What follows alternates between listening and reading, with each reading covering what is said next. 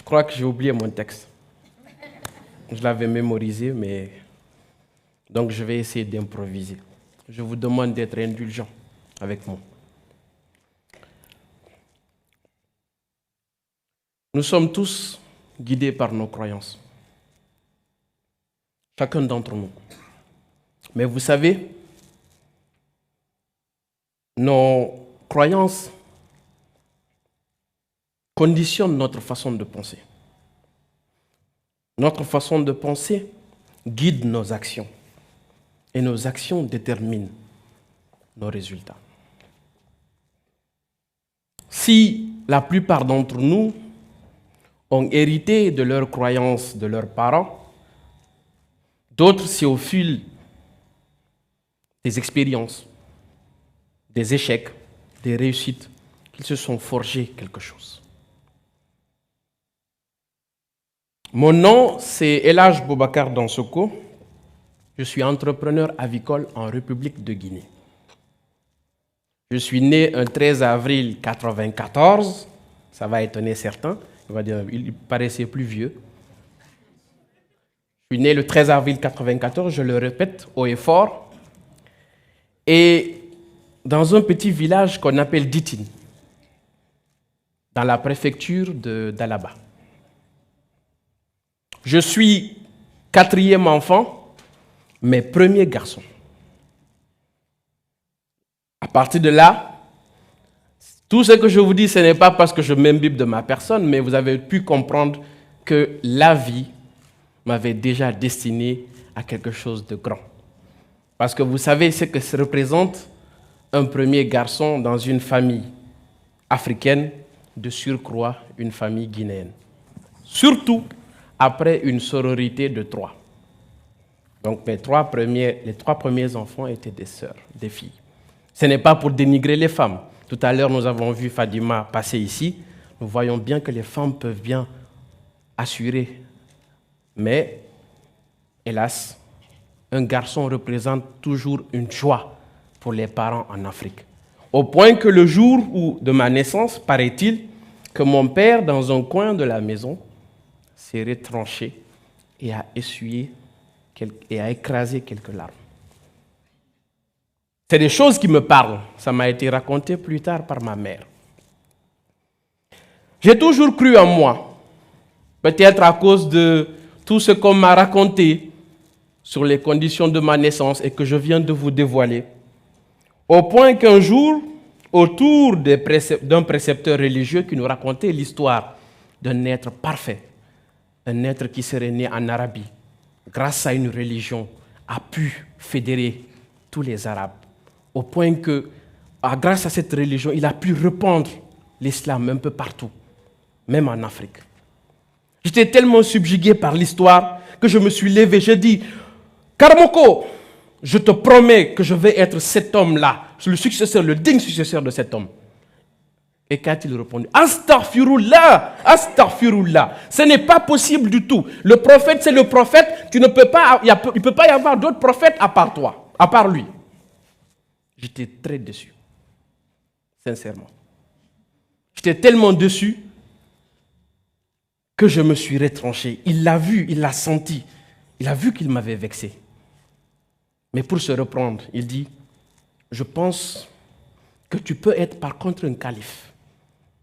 Tu peux être un marabout.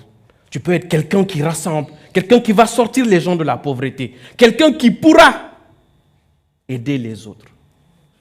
Tout de suite, ma voie était tracée. C'est comme si j'étais illuminé de quelque chose. Je dis, ah, d'accord.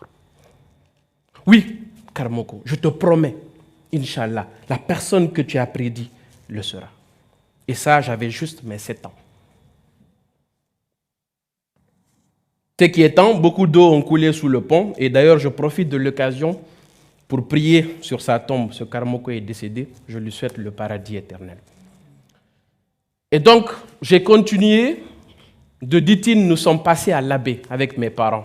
Ce n'était pas facile. Notre père a continué toujours à Ditine. Nous sommes arrivés à Labé. J'ai fait juste une année. J'ai été appelé à aller à Dakar pour de meilleures études. À l'époque, la Guinée était ce qu'elle était.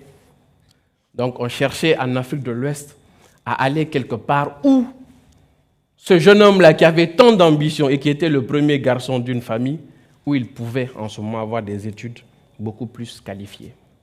Je débarque à Dakar un 15 octobre 2001. Nouvelle culture, nouvelle langue, problème d'intégration. Je ne parlais pas la langue et vous savez qu'au Sénégal, je ne sais pas si Nabou Fall, j'ai vu Fall, donc tout de suite j'ai fait le lien avec le Sénégal, mais quand on ne parle pas le Wolof, c'est chaud là-bas. Parce que la première chose qu'on fait, c'est d'abord de vous insulter, pour voir déjà si vous arrivez à parler la langue, quand on est jeune. Mais heureusement, très vite, je me suis intégré, mais j'avais toujours une hargne. C'était toujours parmi les meilleurs, d'être toujours le responsable de classe, d'être toujours parmi les premiers et d'être chef de bande. Même quand il fallait faire le banditisme dans la classe, j'étais devant. C'était moi qui fixais les règles. Je voulais toujours être devant. Devant. Toujours le premier, toujours devant. Donc quand je voyais quelqu'un dans la classe qui voulait me concurrencer, ça commençait à être chaud. Je te donnais déjà ton respect et je continuais à te côtoyer pour comprendre pourquoi tu veux me dépasser et comment tu arrives à me dépasser. Donc un jour, j'étais en train de faire ma petite prière à mes 13 ans. Et je vais vous dire, pour moi, tout projet passe à travers une idée, une fondation. Sans fondation, vous ne pouvez pas aller loin. Après avoir fini la prière de Asr, je ne sais pas comment on va l'appeler ici, les Peuls diront Al-Ansara, je ne sais pas dans les autres langues, mais après la prière d'Asr, j'ai tendu les mains. J'ai dit, Dieu, j'ai longtemps prié, mais aujourd'hui je veux te parler de toi à moi. Et d'ailleurs, jusqu'à présent, je le fais. Sincèrement, pour moi, Dieu, c'est quelqu'un qu'on ne voit pas, mais qui est partout. Donc, quand je veux lui parler, je m'enferme dans une chambre et je lui parle. Je lui dis ce que je veux. Donc, je lui dis, Dieu, j'ai fait une promesse quand j'avais mes 7 ans à mon Karmoko.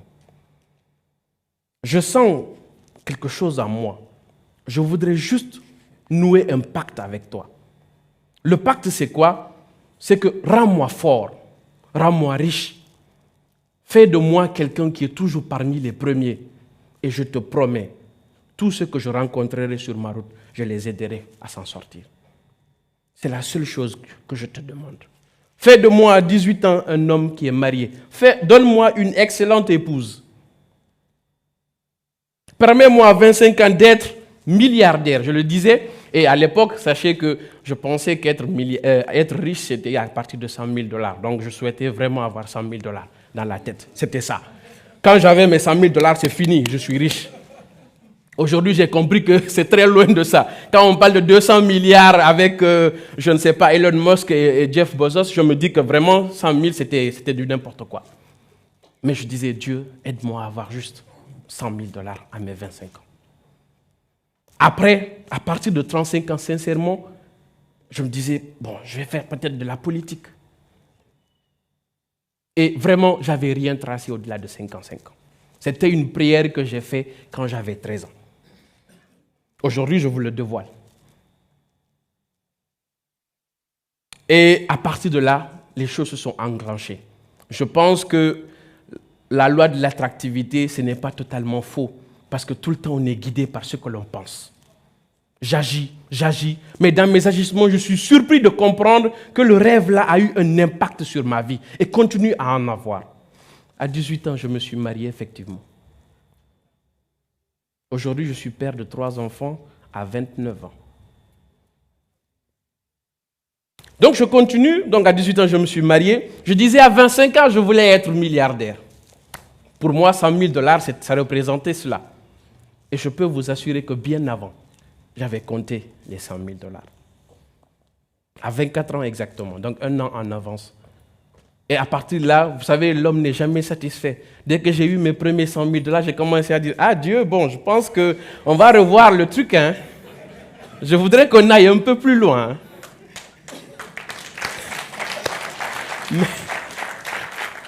Mais on n'abandonne pas. Donc, après cette prière, après tout ce que je vous ai énuméré, je devrais dorénavant respecter ma promesse, qui est d'aider les autres. Parce que vous n'êtes pas sans savoir quand même, je suis des chanceux d'être né dans une famille d'entrepreneurs. Aujourd'hui, j'évolue avec plusieurs entreprises. Entrail produit plus de 720 000 alvéoles chaque année. Avicom forme plus de 300 personnes depuis 2020. Et Lella produit de la viande de volaille, du poulet de chair, plus de 10 000 avec mes sœurs. On essaie autant que possible d'aider les autres. Ce n'est que la partie visible de l'iceberg. Il y a d'autres petits détails que nous ferons et peut-être qu'on ne dira pas ici. Mais bref, comprenez qu'aujourd'hui, ma motivation entrepreneuriale, c'est de pouvoir aider les autres. Parce que Dieu m'a fait naître avec un 5, là où certains d'autres sont nés avec 1. Mais je pense bien que même ceux qui sont nés avec un 1, s'ils ont pu accomplir 3, ils valent mieux que moi qui suis né avec un 5 si j'accomplissais un 7. Donc tout dépend de la base et du résultat obtenu plus tard. Réussir requiert de l'effort, peu importe d'où l'on vient. C'est le thème normalement que je dois développer. Mais que vous dire? Sur votre route, vous allez rencontrer plein de personnes qui vont vouloir vous décourager. Ils vont vous rappeler, tu es une albinos, tu es de telle ethnie, tu es venu du village, ah nous on est de la ville, toi tu es du village, ah ton père est riche, de toute façon toi tu es né avec une cuillère d'or dans la bouche, toi-même tu n'as aucun effort, c'est ton papa qui a l'argent, c'est pas toi. À longueur de journée, j'entends ce genre de critiques. Sur les réseaux sociaux, je n'en manque pas de recevoir des commentaires comme ça qui me font totalement rire. Parce que je sais ce que je vis. Je sors très tôt le matin, je rentre très tard le soir pour me battre. Parce que, je vais vous raconter une chose, le plus difficile, ce n'est pas d'arriver premier, mais c'est de se maintenir là-bas qui est difficile. C'est la chose la plus difficile au monde. Parce que quand vous pensez que vous êtes le meilleur, vous trouverez toujours quelqu'un qui est meilleur que vous et que vous voudrez atteindre. Donc, pour résumer, c'était de vous dire que peu importe d'où l'on vient, peu importe votre état, si vous vous donnez corps et âme à une chose, sachez que vous allez progresser. La réussite, ce n'est pas forcément financière. La preuve, elle fait encore l'école. Elle a dit, l'université, je ne sais pas si c'est le lycée, mais elle était là, devant nous tous, en train de nous donner des leçons que nous tous nous avons écoutées. Est-ce que cela, forcément, c'est une réussite financière? Non. Mais c'est une autre forme de réussite. La réussite, elle a plusieurs visages, elle a plusieurs formes. Et c'est ce qu'il faut faire. Les conseils dorénavant que moi, je pourrais vous donner, ils sont axés autour de 5 points. Le premier, je vous dirais, c'est de croire en vous.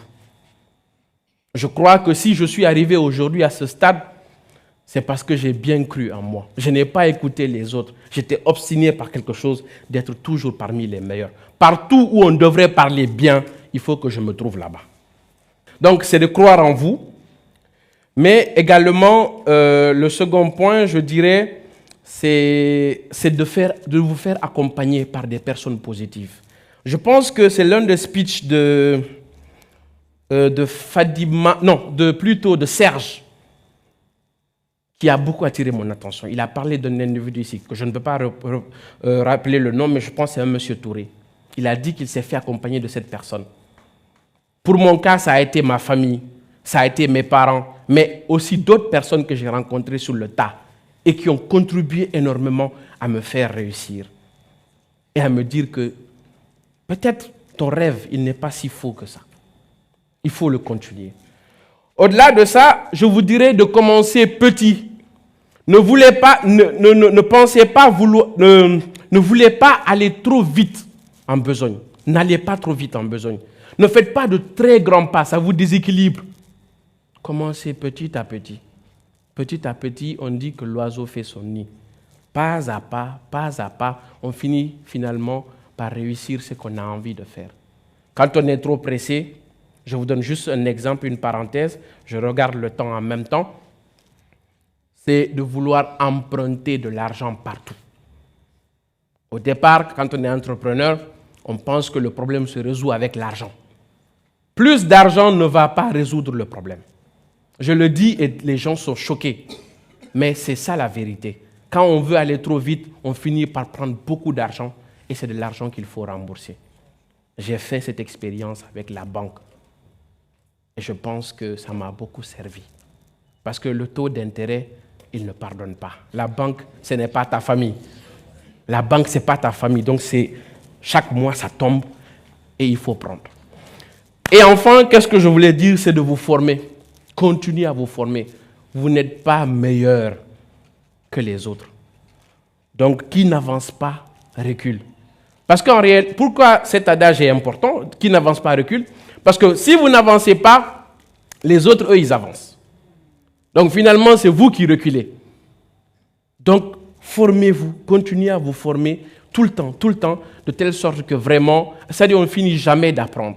Et toutes ces belles personnes qui sont passées devant moi, leur parcours m'ont inspiré. C'est pourquoi des événements comme ça sont importants. C'est des moments où on échange, on comprend ce que vit l'autre. Et à partir de là, on peut tracer sa route. Et pour finir, que dire à part vous remercier et vous dire, et finir par ça, ayez confiance en vous. Je suis persuadé qu'ensemble, nous allons réaliser quelque chose de grand. Je vous remercie.